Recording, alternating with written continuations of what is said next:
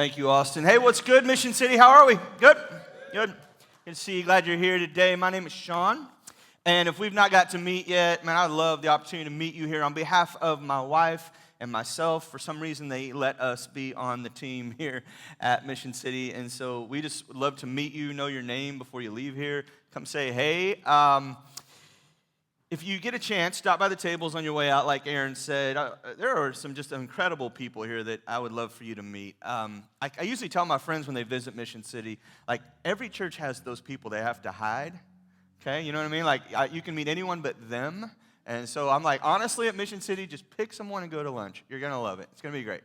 Anyway, big picture here for me, part of my job is to teach here every Sunday.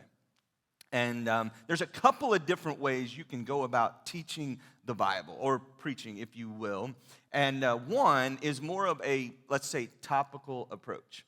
And that's what I usually do. And we like to work in like 4 to 6 week series in which, we'll talk about, some of our emotions, or we'll talk about, some things in the Bible like pride and lust and sin. And we'll just break down different series, keep it topical, but we'll set a topic up and then go find what the Bible has to say about that topic. All right? And that's actually how I usually prepare messages. And we're going to get back to that in just 2 weeks. We have 2 weeks left here in the book of James, but in 2 weeks, you guys, I'm so excited to tell you that last year we did a series that we called 80s Mixtape. And we used different hit songs from the 80s, and we used them as framework for a deeper spiritual conversation. And I have to admit, I loved it. It was so fun. And so I loved it so much, we're bringing it back, sort of. This year, starting August 20th, we're going to jump a decade ahead, and we're going to dive into the 90s mix, all right? Where are my Gen Xers at? Okay, Gen X? They're outside smoking, I'm sure. All right. Anyway, my Gen Xers, man, I'm a proud Gen Xer. We're going to spend 6 weeks in the hits of the 90s, starting August 20th. Man, we're going to have physical cards here next week that we want you to take, and we want you to invite someone to come back. We're going to have digital invites on social media that you can capture and send out to your friends. And I'll just give you a sneak peek. Week 1, we're coming out hot. Montel Jordan, this is how we do it, all right? That's going to be week 1. You don't want to miss it. I'm going to cast vision for the rest of the year that Sunday. We're going to talk about what we're going to do with the rest of 2023, and I just hope that you will be there. So, topical teaching, one way that you can do this. The other way you can do this is called expository teaching. And expository teaching is where you take a book of the Bible or a chapter of the Bible, and you just work your way through it kind of almost word by word. And you let what's written determine where you go. And that's what we've been doing all summer long with the book of James. We've been slowly making our way through it. We started on this way back in June. And like I said, we have 2 weeks left in it. I'm doing it this week. And then next week, I'm also excited to tell you that your boy, Austin Rath, is going to preach the last message in June. So you're going to want to come back, support. Y'all be nice to him next week, all right? I mean it. All right? I'm super excited for him, man. It's fun to watch God just grow in him, and he's so talented. And so I can't wait to see what he has to say next week from the book of James. But anyway, as we enter this final chapter of the book of James, I just want to say that James has been a struggle this summer. It has not been easy to get through. It's not been easy to read. It's not been easy to teach. And I can probably imagine it's not been easy to hear. And James is not an encouraging writer, okay? James is not your mom. Your mom always like kind of sugarcoats things for you, kind of says it real nice. James is your dad, all right? James just kind of says it how it is, all right? There's kind of no really encouragement around it. It's not super inspiring. It's just direct. And as much as I love encouragement and as much as I love inspiration, like sometimes we just need a direct message. And that's what James has been for us all summer long. And just to recap, James has said things like, earlier this year, he said, consider it pure joy when you face adversity, because that means God's doing something in you. You should consider it joy when you're going through it. Thanks, Dad. Then he said, get a hold of your words. Make sure you can tame your tongue, because the words you say matter. And what you say and how you live should line up. He said, your faith, if your faith doesn't have works, If you say you believe, but your life doesn't look any different, that faith is dead. Then a couple of weeks ago, he challenged us to mourn our sin, to feel the weight of our offenses toward God. So just in case you have any toes left this summer, I just want to tell you, currently, James is climbing to the top rope, and he's about to drop the people's elbow on all of us, because this morning, we're going to talk about money. Yes! Thank you, Aaron. I'm so ready to go to the 90s. Anyway, before we do this, I just want to remind you that the book of James was written to the first century believers and followers of Jesus. So that's the context for what we're about to read. And I can't pretend to know what everyone in this room believes about God or the Bible or Jesus. Some of you have just been invited by a friend, or you thought this was Zumba, and this is the weirdest Zumba you've ever been through, but you're here. Regardless, I am glad that you're here and want you to know that you can belong before you believe anything here. And what we're going to read is written directly to the church. It was written to those who have said yes to Jesus or trying to follow Jesus. And so, honestly, I had to write this message for myself, okay? And so I'm just going to go ahead and preach to myself this morning, and you all take from it what you will. But it is for those who have said yes to Jesus, and he doesn't really mince words. So I'm just going to tell you right now, go and put a helmet on, because it's coming, all right? Here we go. James 5:1. Look here, you rich people. Weep and groan with anguish because of all the terrible troubles ahead of you. Your wealth is rotting away, and your fine clothes are moth-eaten rags. Your gold and silver are corroded. The very wealth you were counting on will eat away your flesh like fire.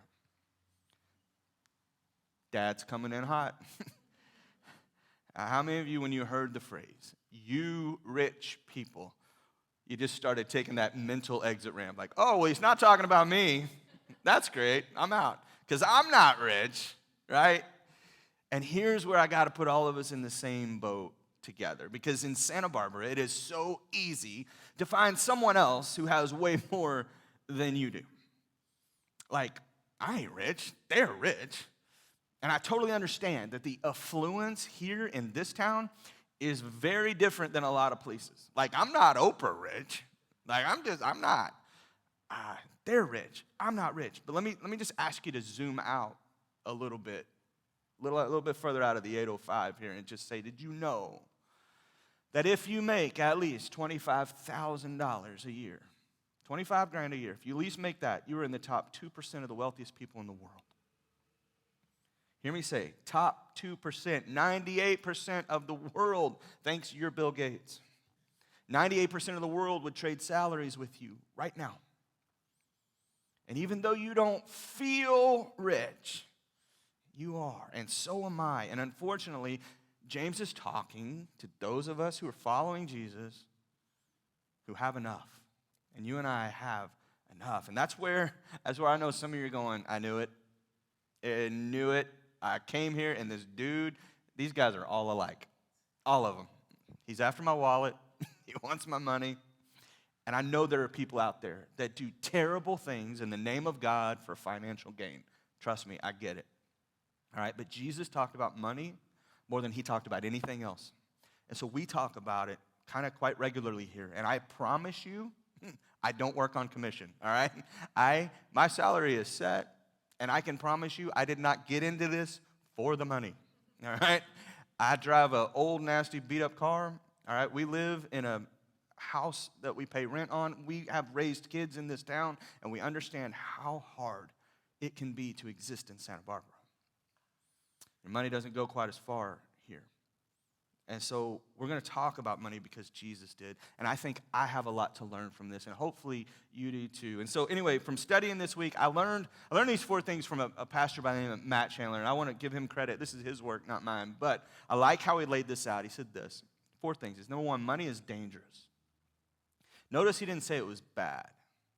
He said money is dangerous. And money, I think, is a little bit like fire. Like fire is useful and helpful, and we need it. but we need it to stay in its appropriate place. Because if it gets out of its appropriate place, it can be very destructive, and it becomes dangerous. Money is dangerous. Number 2, your heart is deceptive. Sometimes it's not always best to lead with your emotions. As much as I love Walt Disney, it's not always best to follow your heart. All right? The love of money is deadly. You've seen people pursue and chase and go after things and wreck their life in a process of trying to acquire stuff. Love of money can be deadly. And finally, only the gospel can deliver us from it. And when I say the gospel, I mean the good news of Jesus. James goes on to say this. He says, this corroded treasure that you have hoarded will testify against you on the day of judgment.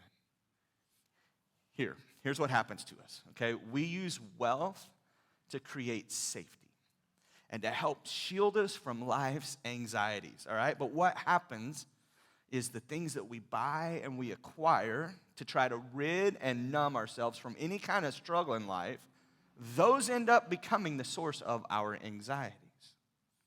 Dietrich Bonhoeffer was a famous pastor from the 1940s. He said this, he said, earthly goods deceive the human heart into believing that they give it security and freedom from worry.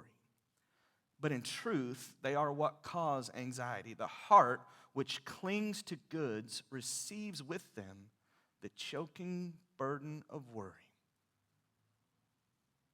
Puff and Biggie said, more money, more problems. Anybody ever, let me just put it this way. Anybody ever own an old beater car? I'm talking like a beater car. Like I had a pickup truck one time. It wouldn't start without a screwdriver, all right? And the windows wouldn't roll up. And it was so loud that it woke the dead. Like I couldn't sneak up on anybody. I love that truck. Now, if you've ever driven a car like this, you understand how much time do you spend worried about that car? Not at all. Where do you park that car? Wherever you want, right? Right? What happens if you spill something in the car? You spill something in the car. It is what it is. Now, how many of you bought in a new car? Where do you park that car? A football field away. Because you don't want anybody to touch it. You don't want anybody to think it. One time in my life, I got to own a new vehicle. This is before I had kids. Kids ruin everything. Anyway, I had a brand new car. And 100 degrees in the summer, I would not roll the windows down. You know why? Because I was addicted to that smell. I wanted to keep that smell forever. And guess what happened? The first time I spilled a cup of coffee in there. All right? How was my heart?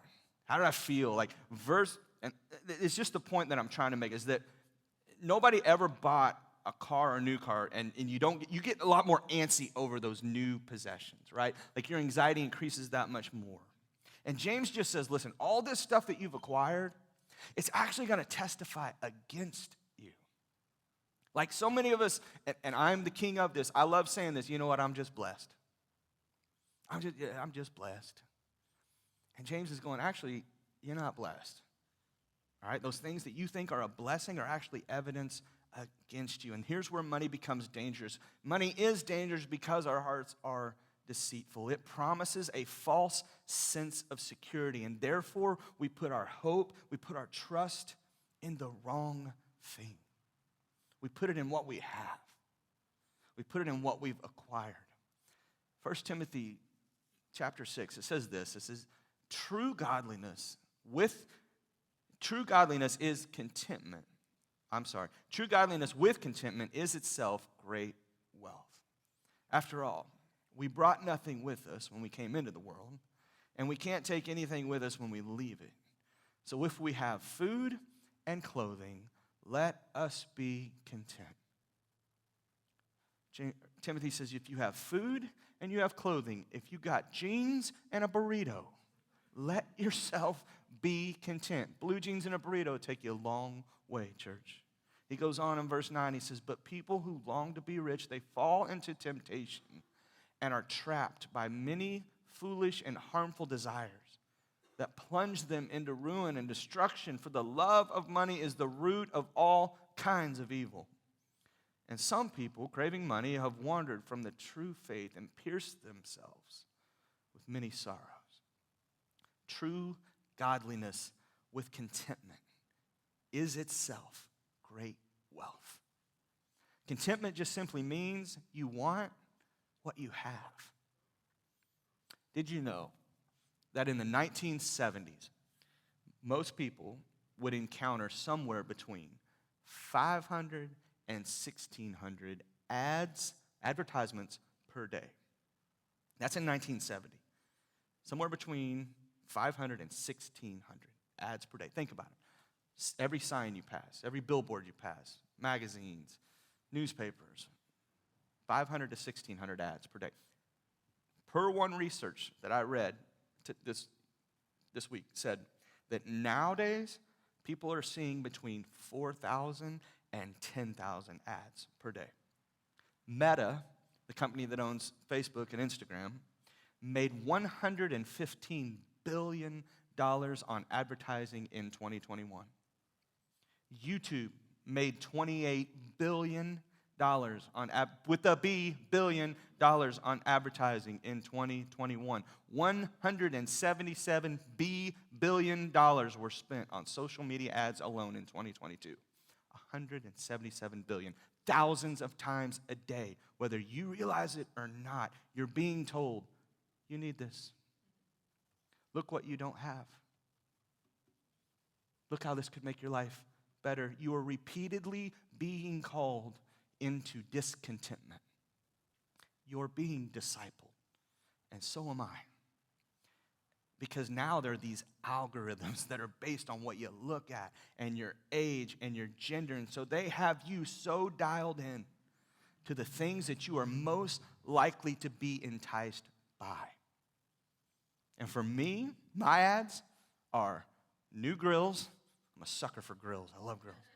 Guitars and pickup trucks. Those are the three things I get bombarded with all the time. Guess what I ask my wife for all the time? A new grill, a new guitar, or a pickup truck. They know me well. They know you well. And I believe that the best way out of this trap of calculated discontentment is for you and I to allow Jesus to give us a new identity. That we would become new creations. Paul said in 2 Corinthians, he said, anyone who belongs to Christ, that person is now new. He's become a new person. The old life is gone. A new life has begun. What I drive doesn't define me. The brands I wear do not define me. Where I live does not define me. What I cook on does not define me. The decor in my house does not define me. The phone that I have does not define me. I am a new creation. That old life is gone. And y'all are spending billions trying to tell me that I'm not enough unless I buy the thing that you're selling. But Jesus says, I am not that person anymore. You're barking up the wrong tree, Toyota Tundra, all right? I'm not that guy anymore. I am who God says I am. And you and I are invited out of the mundane pursuit of stuff. And we get to push back on what's dark in the world. You see, the reason that every other movie that comes out now is a superhero movie is because you and I are drawn to that idea of self-sacrifice and risk and defeating evil.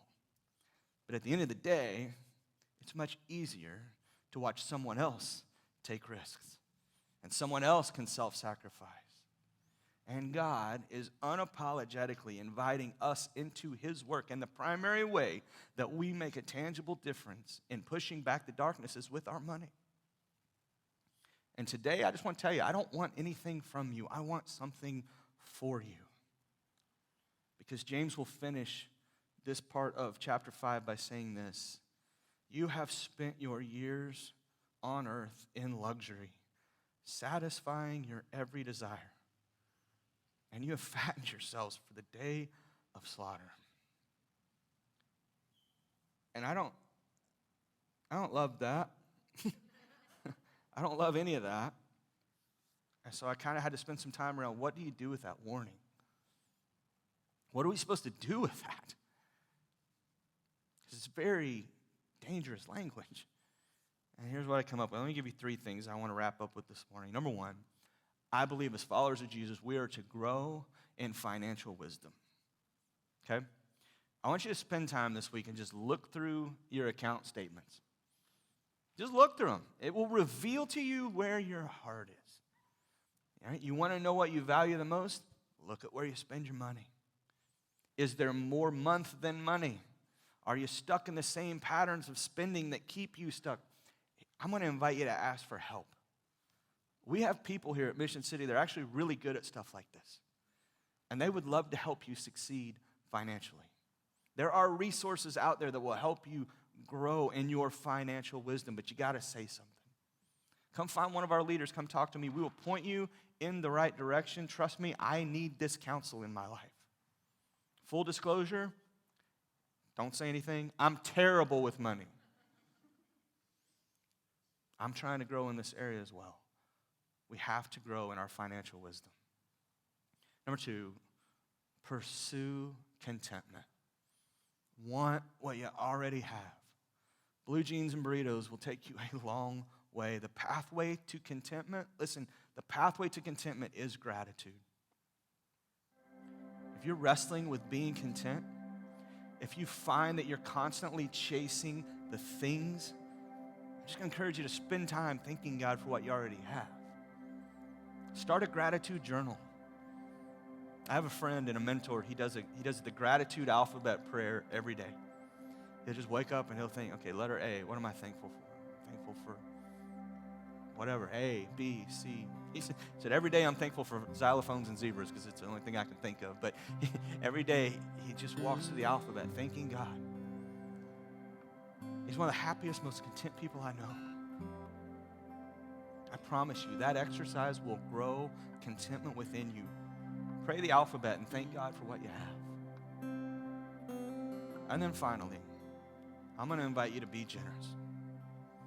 We unapologetically call people into generosity here because we believe it's the best way to live. When we're generous, we get to make Jesus the hero in our city. In a city that has found a way to hide and bury him any which way is possible, we get to be generous and make him the hero. I got to sit with a friend last weekend, and she would say that she's not a believer. In fact, maybe even borderline atheist. But a bunch of Mission City people were around. I kept running into people saying hi, and she's like, you have a lot of people at your church. I said, yeah. She said, what's your church do? And I'm like, girl, you cracked the wrong door because I'm about to kick this open.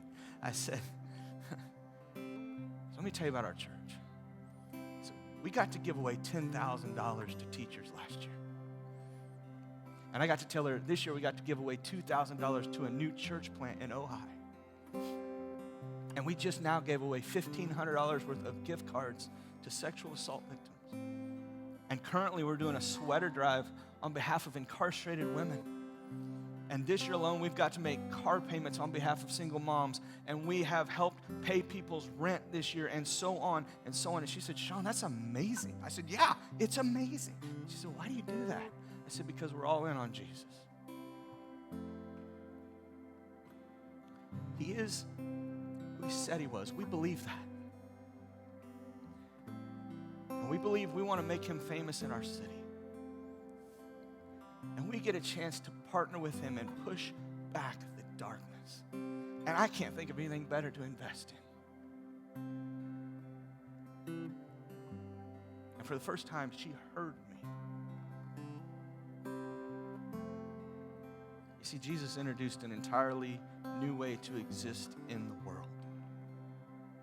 A way that is detached from stuff. A way that is deeply contented, and a pathway that leads us into generosity and pushes back the darkness. Church, hear me. We get to be generous.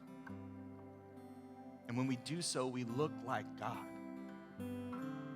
Because God has been so generous with us. He has freely given. So many of us just live in the common grace of God. Every day. Everything that belongs to me, I didn't earn that. I didn't earn any of this. It's been a gift from God. And He's been so good to us. He gives me everything and then invites me to give some of it back and then calls me generous. It's amazing. You're not going to find a better deal. So I'm just going to unapologetically invite us to be a generous church. This fall, I come back in 2 weeks. I can't wait to tell you what we have planned for this fall. We're going pedal down, man. All gas, no brakes. I want to make a tangible difference in this city. I want to make Jesus famous in Santa Barbara. He deserves all the credit in the world. And we can provide tangible hope and practical help for the people that we share a city with. I want to invite you into partnering with us in that. Because God has been generous with us. We're so thankful for His grace. We're so thankful for Jesus. So I want to pray for you, and we're going to sing. We're going to thank God for His grace. We're going to thank God for Jesus. Let's pray. God, would you remind us of how good you have been? God, at some point this week, could we just take our eyes off all that we don't have and maybe shift them towards what we do? Could we just be grateful for what you have gifted us? God, we thank you for your generosity. We thank you for Jesus. You have so freely given to us. You have been so open-handed with all that you have. God, we have nothing without you. And yet you just are so good to us. Could that fuel our hearts, God? As we walk and want to be in the image and likeness of Jesus, God, we exist to find and follow Him. And so allow us to push back the darkness as He has done with what you've given us. Thank you for everything. Thank you. Thank you for our church. We honor you today. We celebrate you. We sing these things. We say these things. We pray these things. Our conversations, may they all be done in the good name of your Son, Jesus. Amen and amen. Church, will you stand your feet? Let's sing this out together.